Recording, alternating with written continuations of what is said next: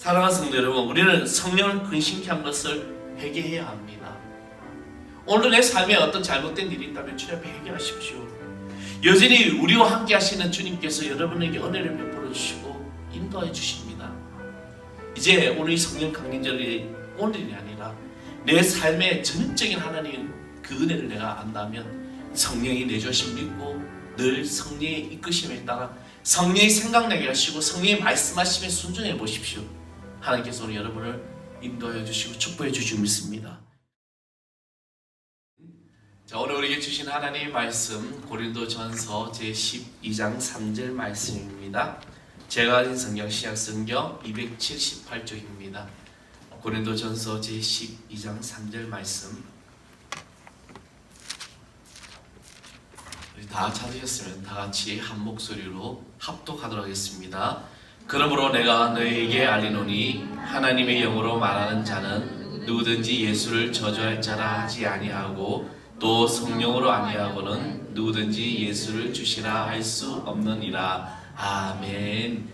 주님의 은총이 오늘도 이 예배 자리에서 이곳에 나온 우리 모든 성도님들에게 하나님의 귀한 축복이 넘쳐날 줄 믿습니다. 기독교의 이 교회의 역사는 오순절날 마가다락방에서 일어나는 성령의 역사가 바로 그 시작입니다. 물론 오늘의 이 성령 강림절인데 물론 기독교에 여러 가지 절기가 있죠. 성탄절이 있고 부활절이 있고 또 이제 추수감사절도 있는데 그런데 교회사에서 가장 중요하게 여길 수 있는 절기가 바로 성령 강림절입니다. 주님께서 부활하시고 성천하시고 난 다음에 오순절날 마가다락방에서 120명의 성도가 그들이 기도할 때 하늘의 불의 혀같이 갈라지는 역사가 바로 성령 강림절입니다. 오늘 우리는 성령 인도하심에 살아야 하고 또 저도 말씀을 그렇게 전합니다. 여러분 성령 인도하심 따라 살아갑시다 라고 하지만 그런데 저는 목사였지만 어떻게 보면 그냥 제가 제 마음대로 그렇게 살았던 것 같습니다. 뭐 공부를 하는 것도 제가 공부를 하고 싶으면 공부를 하고 하기 싫으면 안 하고 그래서 놀 때는 실컷 놀고 그죠.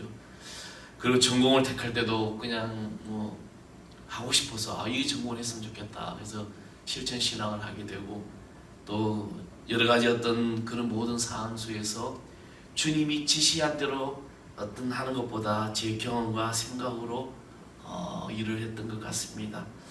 성경을 읽는 것도 기도를 하는 것도 또 청년 시절에 교회에 헌신을 하는 것도 제가 하고 싶은 대로 한 것 같습니다. 하고 싶으면 하고 하기 싫으면 하지 않고 했던 그런 때 예수님께서 기도하게 하는 일이 얼마나 힘드셨을까 또 성경을 읽게 하는 것도 얼마나 힘드셨을까 헌신하게 하는 것도 용서하게 하는 것도 봉사하게 하는 것도 사랑하게 하시는 것도 우리 주님은 무슨 일을 하나 시키려면 얼마나 힘드셨을까라는 생각을 제 자신을 보면서 조금 깨닫게 되었습니다. 여러분은 그렇지 않습니까? 우리는 우리가 하고 싶은 대로 할 뿐입니다. 그래서 고집이 보통 고집이 아니라 말하죠. 고집의 순을 따진다면 이제 보통 한국 사회에서는 안강체라고 이야기를 합니다. 안시, 강시, 제시. 근데 저는 거기에다가 황씨도 한번 보태고 싶습니다. 황씨도 고집이 대단한 것 같아요. 그래서 이 고집이 왜 그렇게 그 어떤 가문에 내려오는 그런 고집들이 있어서 그런지 모르겠지만 아무튼 우리가 개인적으로 저도 그렇고 여러분도 그렇고 자기의 생각대로 자기가 하고 싶은 대로 그렇게 많이 살아갈 겁니다. 그래서 자기가 하고 싶은 대로 살아가는 사람 우리는 종이라고 말할 수 없습니다. 종은 시키는 대로 해야 되죠. 무슨 일을 하나 하더라도 자기 마음대로 한다면 그것은 자기 자신이 주인이라고 생각을 합니다. 가나안 농문학교의 김보미 장로님의 말씀 중에 이런 말이 있습니다. 제 가나안 농문학교에는 교회가 하나 있습니다. 근데 맑은 날은 교회에 500명이 출석을 합니다. 근데 좋지 못하는 날은 날씨가 좋으면 500명, 날씨가 좋지 못하면은 예배인이 뚝뚝 떨어진다는 거죠. 근데 이 김범일 장로님이 말하는 날씨가 좋은 날은 비가 살짝 내리고 그리고 약간 어디도 가기 어중간한 날, 그날이 날씨가 좋은 날이라고 합니다. 날씨가 너무 좋은 날은 다 놀러 가느라고 안 오고, 날씨가 너무 안 좋아 비가 많이 오면 텔레비전 앞에서 예배를 드린다고 합니다. 그만큼 날씨가 아주 많이 내리는 날, 그날은 예배 인원 출석이 굉장히 많다는 것입니다. 왜 그럴까요? 교회들이 예배를 드릴 때도 예수님만을 바라보고 살자고 다짐하면서도 실제로는 내 생각, 내 환경, 내 주변의 어떤 일들을 보고 우리가 신앙생활하고 예배를 드린다는 겁니다. 우리는 성령님으로 우리 안에 계신 예수님을 알아야 합니다. 오늘도 여러분 삶 속에서 내 마음 중심에 계셔서 나를 인도하시는 성령님, 하나님께서는 하나님의 자녀를 구별하시는 근거를 어디에 두냐면 성령의 근거를 둡니다. 그래서 그 사람 안에서 성령이 거하는가 거하지 않는가를 보시고 구별하게 되시는 것이죠. 요한복음 14장 16절의 말씀을 보면 내가 아버지께 구하겠으니 그가 또 다른 보혜사를 너희에게 주사 영원토록 너희와 함께 있게 하리니 그는 진리의 영이라 세상은 너희 그를 받지 못하니 이는 그를 보지도 못하고 알지도 못함이라. 그러나 너희는 그를 아나니 그는 너희와 함께 거하시며 또 너희 속에 계시겠습니다. 성령이 우리 가운데 계신다는 겁니다. 하나님의 자녀가 된 우리에게. 그러나 성령은 말씀 안에서 은혜와 체험으로 일어난다는 것입니다. 그런데 이 성령을 우리는 특별한 어느 체험이 일어나야 하는 줄 압니다. 그래서 어떤 사람들, 어떤 성도님들은 내가 방언을 받아야만이 성령이 내 안에 있다라고 말하는 자들도 있습니다. 그것이 성령을 임한다는 착각이 살아가는 것이 아니라는 겁니다. 저는 고등학교 2학년 때 첫 방언을 했습니다. 그것도 제가 굉장히 방언을 하다가 어느 날 주님을 만나서 기도하면서 방언이 터지게 나오기 했습니다. 근데 그때 이제 어떤 인격적인 주님을 만나고 난 다음부터 제 삶이 달라지는 거죠. 새벽에 새벽 제단 기도를 쌓기 시작하고 예배를 드리기 시작하고 말씀을 읽을 때 묵상을 하는데 더 깊은 주님의 영적인 세계에 빠져들더라는 겁니다. 그러다가 제가 자신의 어떤 삶을 뒤돌아보면서 제 자신이 정말 세상 가운데 살았다는 것이죠. 예배 드리는 것보다 당구장 가는 게 더 좋아가지고 열심히 당구장에 가고 친구들과 놀러 가는 게 좋고 낚시하러 가는 게 좋고 그렇게 삶을 살다가 주님을 만나면서부터 제 삶에 가슴을 치고 회개하고 통회가 일어나더라는 겁니다. 그때 성령이 이제 역사하셨는데, 그런데 그 다음에 말씀을 볼 때 한 말씀 한 말씀이 내 안에 성령의 내주하심을 깨닫게 된다는 것입니다. 우리는 예수님을 말씀으로 만나야 될 줄 믿습니다. 그러면 어떻게 우리가 예수를 만나야 됩니까? 누가복음 24장 32절에 보면 엠마오로 가던 두 제자는 예수님을 보고도 알아보지 못했습니다. 그들이 시리에 빠져서 엠마오로 가고 있는데 그들의 대화 내용은 그겁니다. 아니, 우리가 기다렸던 메시아가 십자가에 못 박혀 죽었대. 그래서 좌절하고 절망 가운데 걸어가고 있는데 그때 주님을 만납니다. 근데 이들이 예수님을 알지 못합니다. 그러나 예수님이 그들에게 말씀을 전했을 때 그들의 마음이 뜨거워지고 그들에게 성령이 임재할 때 그들은 예수님을 알 수가 있었습니다. 왜 예수님께서 이렇게 하셨을까? 예수님께서는 부활승천하 주님의 말씀으로 예수님을 만나야 했기 때문입니다. 그래서 누가복음 20장 16절의 말씀을 막달라 마리아가 부활의 주님을 보고 몰랐습니다. 그러나 예수님께서 마리아라고 부르실 때 그 음성을 듣고 주님의 말씀인 걸 깨닫게 된, 그래서 예수님인 줄 알았던 것입니다. 그렇습니다.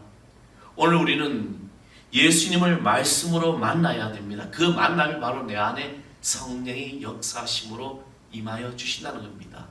그래서 이 말씀이 물론 여러분 기도하면서 하나님께서 여러분에게 직접적으로 성령님이 말씀해 주실 때도 있습니다. 음성을 들을 수도 있고 또는 때론 나에게 생각나게 하시기도 하고, 그러나 중요한 것은 오늘 여러분이 늘 함께하고 같이 하는 이 하나님의 말씀, 성경 말씀을 우리가 읽고 듣고 묵상할 때 그곳에서 성령이 내 안에 역사하는 것입니다.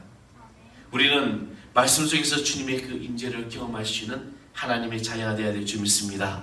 그렇다면 우리는 어떻게 신앙생활하고 말씀 듣고 행해야 내 안에 역사하는 성령님을 또 예수님을 만날 수 있을까?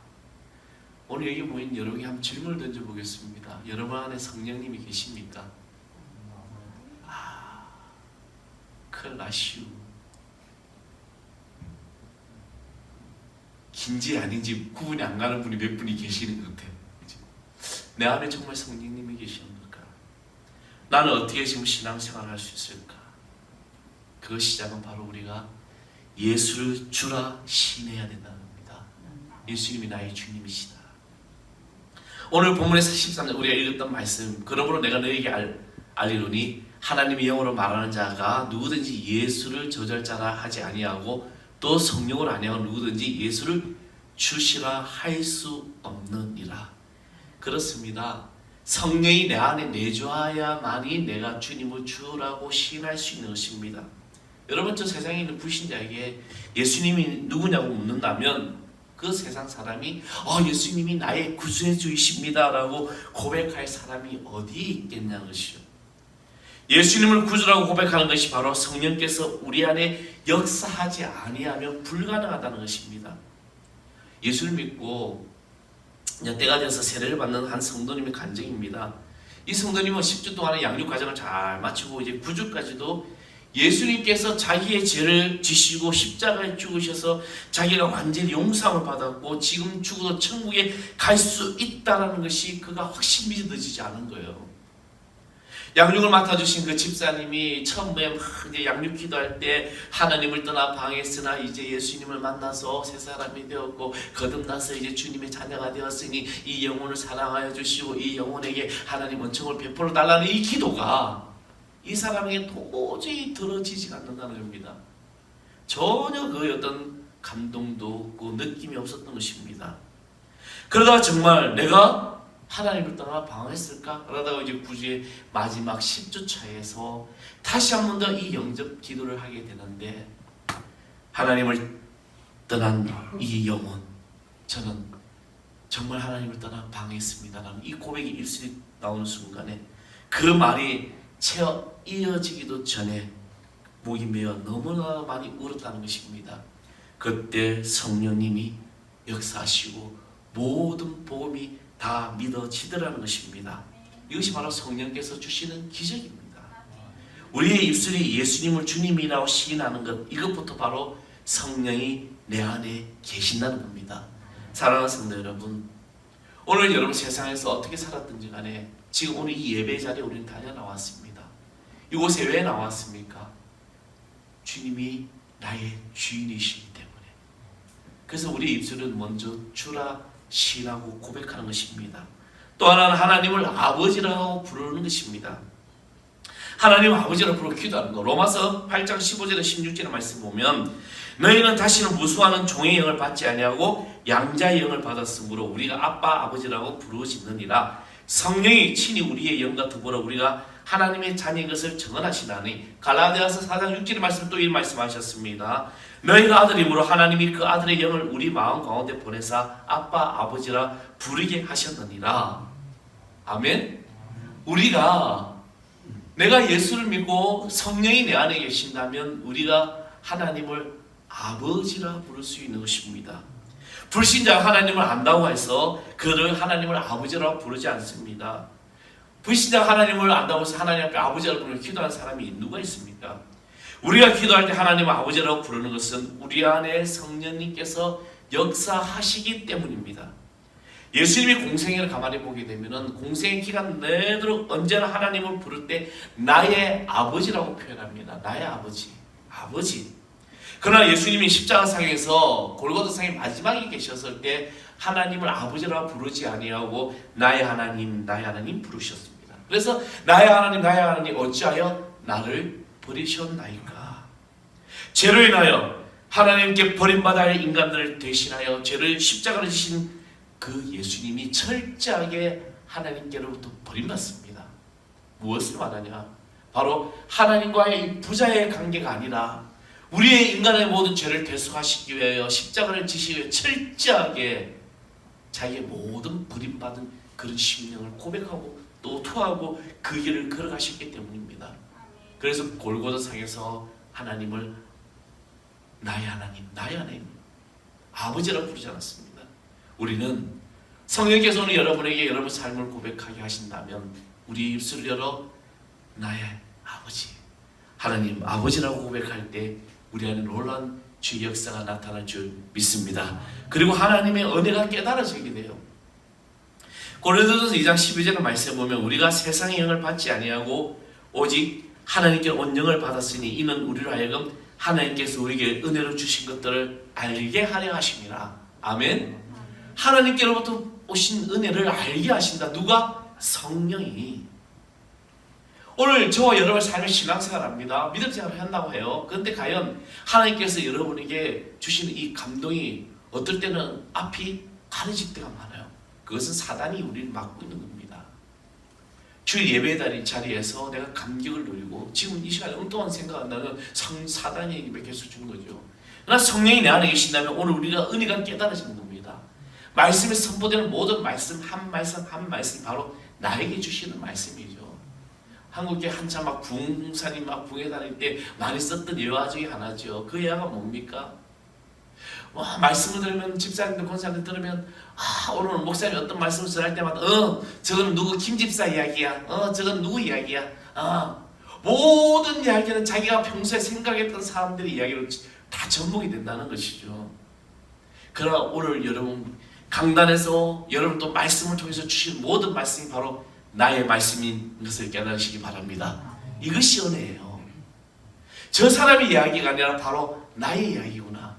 저 사람에게 어루만져 주시는 것이 아니라 나를 주님께서 어루만져 주시는 것이는 이것이 바로 우리가 은혜가 되는 겁니다. 불신자 우리는 은혜 받는 것이 다릅니다. 그렇죠? 우리는 어디에서 은혜를 받습니까? 예배의 자리에서, 기도의 자리에서, 찬양의 자리에서. 근데 세상 사람들은 어디에서 은혜를 받아요? 술집에서 은혜 받아요. 술 마시면서 좋다라고 그러죠. 그래서 세상의 모든 걸 다 잊어버린 것처럼 우리는 철학 기도하면서 밤새도록 기도하면서 하나님을 만나면서 은혜를 받는데 세상 사람들은 또 특히 이 노름에 빠진 사람들은 그곳에서 은혜를 받고 있어요. 그렇죠? 또 유행가와 찬송가 우리는 세상 사람들은 정말 은혜 받는 것이 다 다릅니다. 왜 그럴까요? 바로 성령이 내 안에 계시고 안 계시고의 차이입니다. 요한복음 3장에 보면 예수님이 유대인 한 지도자인 니고데모가 내가 거듭나야 된다라고 얘기했을 때 그는 이 말씀을 못 알아듣습니다. 선생님, 내가 이만큼 잘하는데 어떻게 내가 어머니 뱃속에 다시 들어가야 돼요? 이렇게 묻는다는 것이요. 또 요한복음 4장에 보면 사마리아 여인이 얘기가 나오는데 사마리아 여인이 목말라는 이 여인이었습니다. 그래서 이 여인을 통해서 예수님께서 내게로 오라 내가 생명의 생수를 주겠다라고 말씀했습니다. 근데 이 여인이 못 알아듣죠. 우리는 이 조상 대대로 이 땅에서 지금 살아왔는데 우리가 이 땅에 이 우물을 퍼먹고 살아왔는데 혹시 당신이 신기한 생수가 쏟아져 나오는 그런 약속들을 알고 계십니까? 라고 생각합니다. 또 요한복음 6장에 보면 500의 기적이 나오는데 보리떡 5개 물고기 2마리를 가지고 주님께서는 5,000명을 먹이는 기적을 행하셨죠. 그러고 난 다음에 예수님께서 설교를 시작하셨습니까? 어떤 설교를 시작했냐면 내가 곧 생명의 떡이니 내 하늘에서 내려온 떡이다. 나를 먹는 자는 영생을 얻으리라. 그랬더니 사람들이 이 말씀을 못 알아듣습니다. 왜? 은혜가 깨달아지지 않기 때문에. 그래서 그들은 이렇게 합니다. 저 사람이 자기를 잡아먹으라네? 자기가 떡이라네?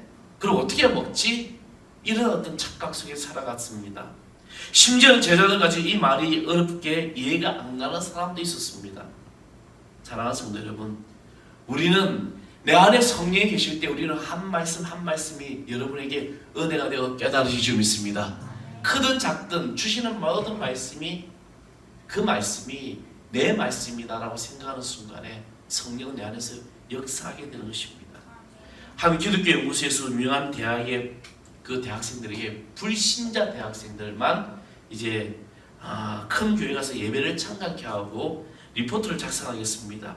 그래서 이 이제 대학에서는 한국에서 가장 설교를 잘하고 은혜가 있고 또 정말 모든 이들의 평이 좋은 그런 교회들만 선정을 해서 이 불신자 예수를 믿지 않는 자들의 대학생들을 가서 예배를 드리도록 했습니다. 그런데 이제 갔다 와서 이제 그들 이야기가 큰 교회일수록 더 감동이나 도전은 못 받았다는 것입니다. 감동이나 도전이 없더라는 거예요. 그래서 이 기독교 연구소의 결과는 해석하기를 한국 교회에 가진 문제라고 했는데, 그런데 이것을 다른 이제 말씀이 나왔습니다. 은혜를 깨닫는 능력이 없는 자가 은혜를 평가하는 것이 불가능하다는 것입니다. 이 불신자 대학생들은 은혜를 깨닫지 못했는데 어떻게 은혜를 평가할 수 있을까? 사랑하는 성도 여러분, 성령께서 그 안에 계시면 평소에는 하나님의 은혜를 깨닫지 못했던 많은 것들이 은혜임을 깨달아지게 되는 것입니다. 여러분 가족과 교인들 마찬가지요. 건강과 직장 모든 마찬가지입니다. 오늘 아침에 한 이제 그 사분 클럽에서 이런 이야기가 나왔습니다. 이제 주일 아침에 이제 부부가 이제 예배를 드리러 가게 되는데 아침에 싸우고 온 거죠. 싸우고 왔는데 근데 교회 주차장에 주차를 팍 파킹을 하는데 이제 마침 이제 저 뒤쪽에 폈는데 그것을 그냥 천천히 가서 하면 되는데 그 남편이 뒤로 그냥 확 후진해서 차를 넣더라는 거죠. 평소에도 이 주차 문제, 차 운전하는 것 때문에 남편이 많이 급해서 부부가 싸움을 다퉜던가 봅니다. 그래서 이제 부인이 막 이만큼까지 막 한 소리를 하고 싶은데 겨우 참았는데 그때 문득 주일날 했던 목사님의 설교가 생각이 나더라는 거죠. 아, 칭찬해주라. 그래서 이 부인이 남편에게 여보, 당신은 후진 주차에 정말 잘하는 것 같아. 최고야. 내가 봤을 때 후진 주차 최고로 잘했어. 근데 이제 한참 동안 이 남편이 말이 없다가 말을 했습니다. 나 후진으로 서울까지도 갈 수 있어. 그러는 거죠. 우리는 당연히 우리가 보면 너무나 화가 나는 부분이 많습니다. 그런데 내 안에 성령이 계신다면 그 성령의 역사심 따라 우리의 모든 생각을 바꿀 수 있다는 것이죠. 오늘 주님의 은혜가 깨달아진다면 우리는 이것이 은혜가 안 될지라도 내가 고백하는 순간에 은혜가 되고 하나님의 놀란 역사가 나타난 귀한 삶이 될 줄 믿습니다. 정건모라는 전 과학기술 장관이라는 분이 계십니다. 그에게는 병든 아들이 있었습니다. 그 아들은 이분에게서 언제나 근심의 조건이었습니다. 그분은 과학자이자 또 놀라운 지식인이기 때문에 항상 합리적인 사고와 형식적인 그런 신앙이었습니다. 이건 아니야. 교회를 다녔지만 그 신앙은 신앙이라고 할 수 없고 늘 따지기를 좋아했습니다. 이거는 이치에 맞지가 않아. 그런데 어느 날 수요 예배 시간에 그가 하나님의 음성을 듣습니다. 너는 아들의 일로 나에게 한 번 감사해 본 적이 있느냐라는 음성이죠. 내 아들이 그렇게 아픈데 내 아들이 건강이 안 좋은데 그 아들로 인하여 나에게 감사해 본 적이 있느냐는 겁니다. 그리고 그는 하염없이 눈물을 흘리며 회개하고 그가 새로워졌다는 것입니다. 오직 믿음으로 살면 우리는 그런 삶이 될 줄 믿습니다. 그리고 사랑의 마음이 일어나게 된다는 것이죠. 성령이 내 안에 계시면 사랑의 마음이. 요한일서 4장 12절에 15절의 말씀에 보면 어느 때는 하나님을 본 사람이 없을 때 만일 우리가 서로 사랑하면 하나님 우리 안에 거하시고 그의 사랑이 우리 안에 온전히 이루어지느니라. 그의 성령 우리에게 주심으로 우리가 그 안에 거하고 그가 우리 안에 거하신 줄을 아니라. 아멘. 그렇죠. 우리가 사랑 안에 있다면 하나님 우리가 볼 수가 없습니다. 그러나 우리가 사랑하면 하나님이 우리 안에 거하시고 그 사랑이 우리 안에 온전히 이루시는 것을 우리가 알 수 있다는 것입니다. 성령이 내 안에 계시면 그런 모든 일들이 가능해지는 겁니다. 여러분 만약에 예수님을 구주로 믿고 어떤 사람에 대해 상처를 받았다면 진짜 우리가 서로 상처받잖아요. 나 상처받았어. 시험 당했어. 근데 때로는 그 상처를 준 사람은 그 상처를 준 줄도 모르고 있습니다. 근데 그 사람에 대해서 용서할 마음도 생기지 않는다면 정말 예수님을 믿고 거듭난 사람인지 우리는 점검해 보아야 돼요. 그냥 우리는 항상 자기 중심만 내가 상처를 받았으니까 내가 싫은 거야. 그래서 그 사람이 너 싫어.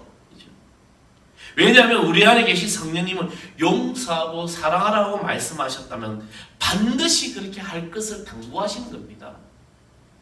부부싸움했다면 그 문제를 가지고 하나님께 기도해 보십시오. 반드시 먼저 용서하고 사과하고 화해하라는 권면을 받을 것입니다. 왜? 성령이 내 안에 계시다면 그렇게 될 수밖에 없는 거죠. 싸웠는데 기도했는데 가서 걔 복수해 이렇게 이야기하는 건 아니잖아요. 주님은 사랑하라고 말씀하셨고 용서하라고 말씀하셨다면 성령이 내 안에 그런 삶을 해야 되는 것입니다. 어떤 부인을 전도했는데 이분이 교회를 나가기 싫다는 거예요. 왜? 이유가 뭘까? 자기가 시어머니를 용서할까봐 교회를 못 나가겠다는 거예요. 시어머니가 너무 싫다는 거죠. 이분이 젊은 날에 교회를 다녔습니다. 교회를 다녔는데 예수를 믿고 이제 막 하는데 자기가 어떤 잘못된 일을 할 때마다 마음이 생숭생숭해서, 그래서 혹여 내가 교회를 다시 나갔다면 내 시어머니를 용서할까봐 도저히 못 가겠다는 것이죠. 오늘 우리는 사랑의 마음이 일어남을 성령이 여러분의 역사함을 고백하시기 바랍니다. 그리고 성령의 책망을 느껴야 됩니다. 에베소 4장 30절의 말씀 보면 하나님의 성령을 근심하게 하지 말라. 그 안에 너희가 구원의 날까지 인치심 받았느니라. 하나님의 성령을 근심하게 하지 말라. 우리는 왜 근심하게 합니까? 우리가 하나님의 말씀대로 살아가고 하나님께서 원하시는 뜻대로 살아간다면 우리 성령님이 우리를 근심할 이유가 없지요. 근데 우리는 세상 가운데 살아가고 있다는 겁니다. 어느 목사님이 중3 때 하나님을 만났답니다. 그가 신학생 때 방황했는데 방황하면서도 늘 달랐다는 것이죠. 이 신학생임에도 불구하고 이제 학교에서 있다가 기분 안 좋은 그날 술을 진탕 마신다는 겁니다. 아침에 이분이 꼭 새벽 기도를 갔다는 거예요. 왜? 마음이 너무 괴로워서 새벽 기도 가서 회개했다는 겁니다. 그때 어느 날 하나님께서 그를 다시 만드셔서 완전히 성령의 사람으로 변화시켜 주의 길을 갔다는 것입니다. 예전에 한 청년이 자기 교회에 담임 목사에게 이렇게 어렵게 이렇게 고백을 합니다. 목사님, 저는 예수님은 헛 믿었어요. 저는 전혀 변하지 않습니다. 그 청년은 직장생활 하면서도 늘 자신의 삶이, 내가 교회를 다니고 내가 예수를 믿는다고 했지만 늘 죄악 가운데 살아가고 세상에 그냥 세상에 연하에 살아가고 있고 때로 예수님이 내 곁에 없는 것처럼 행동하며 살았다는 것입니다. 정말 자기 자신을 바라볼 때 자기는 변한 것이 하나도 없더라는 겁니다. 오늘도 죄지은 인하여 괴로워하고 있었다는 것입니다. 우리는 우리 안에서 성령을 근심하겠다면 우리는 우리 안에서 성령이 근심하지 않게 깨닫는 하나님의 음성을 들어야 될 줄 믿습니다. 그래서 이 청년이 에베소 4장 30절 말씀, 이 말씀을 계속 묵상하다가 깨달으신 거죠. 그리고 성령의 책망의 소리를 듣게 됩니다. 사랑하는 성도 여러분, 여러분은 성령님 지금 내 안에 내주하심을 믿으십니까? 믿으십니까? 정말 믿으세요. 성령이 오늘 내 안에 있다면 여러분 우리의 삶은 분명히 달라져야 됩니다. 용서하고 사랑하고 품어주고. 성결교회는 유명한 봉사했던 이승문 목사님은 늘 왼손에 주먹을 쥐고 다녔어요. 그래서 사람들이 물었습니다. 왜 그렇게 주먹을 쥐고 다니냐? 이분이 이래야겠습니다. 나는 예수님과 지금 손을 잡고 있어. 나는 지금 성령님과 손을 잡고 있어.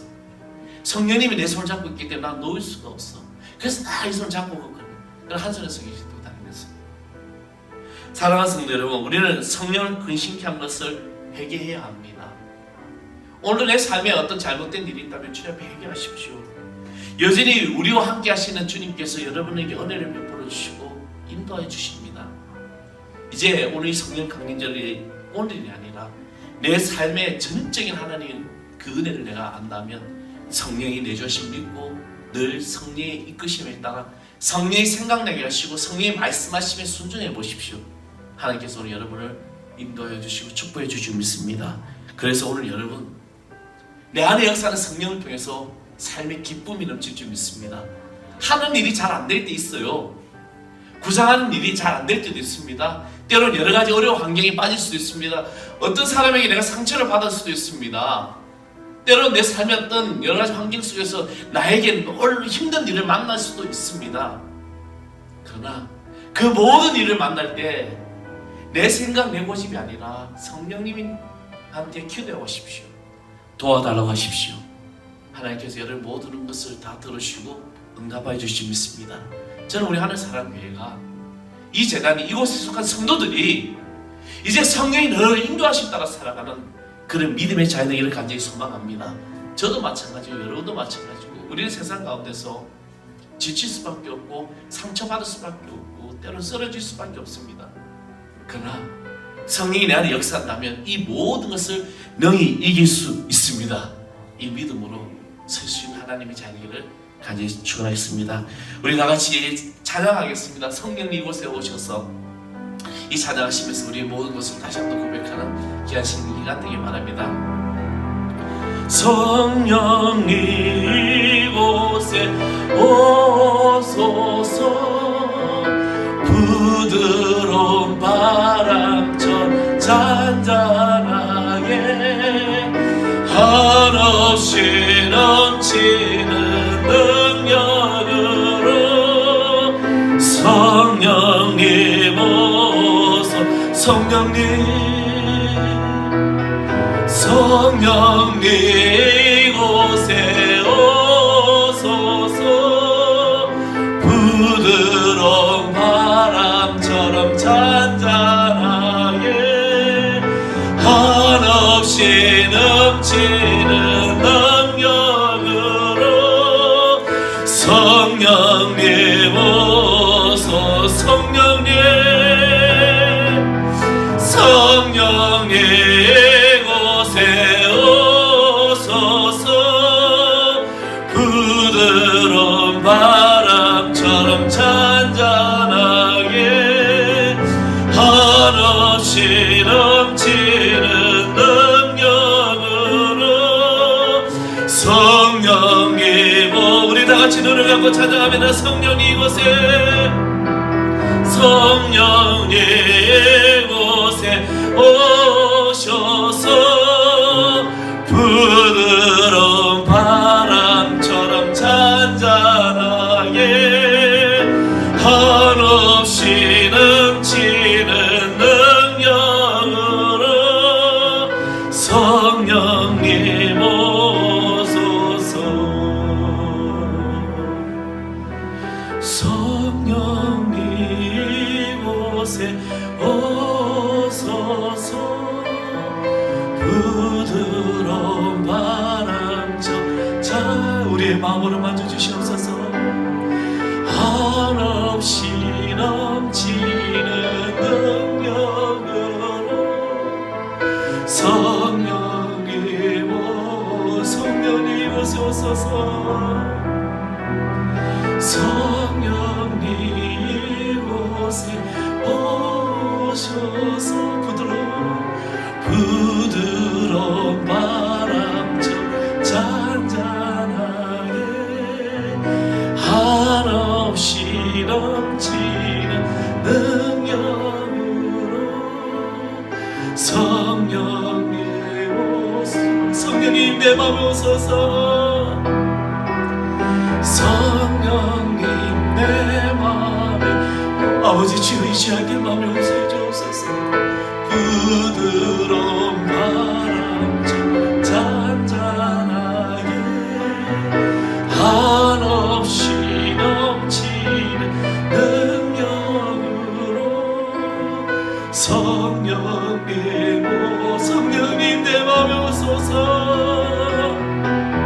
성령님 내 맘에 오셔서 부드러운 바람처럼 잔잔하게 한없이 넘치는 능력으로 성령님 오소서.